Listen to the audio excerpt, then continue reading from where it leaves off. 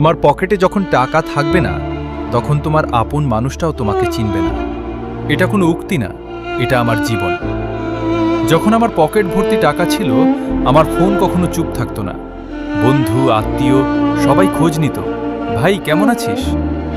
আর যখন আমার চাকরিটা চলে গেল, বিশ্বাস করো, আমার ফোনটা মরে গেল। আমি যাকে নিজের ভাই ভাবতাম, তাকে একদিন বললাম, ভাই 2000 টাকা ধার দিবি? সামনের মাসে দিয়ে দেব। সে বলল, ভাই আমারও খুব ক্রাইসিস চলছে। অথচ পরের দিন দেখলাম সে বন্ধুদের নিয়ে রেস্টুরেন্টে পার্টি করছে। সেদিন আমি একটা জিনিস শিখেছি, এই পৃথিবীতে কেউ খারাপ না, সবাই স্বার্থপর।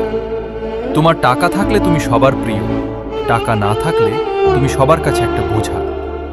তাই কারো উপর রাগ করো না, কাউকে দোষ দিও না, শুধু নিজেকে একটা কথা বলো, আমাকে ঘুরে দাঁড়াতেই হবে, আড়াতেই হবে।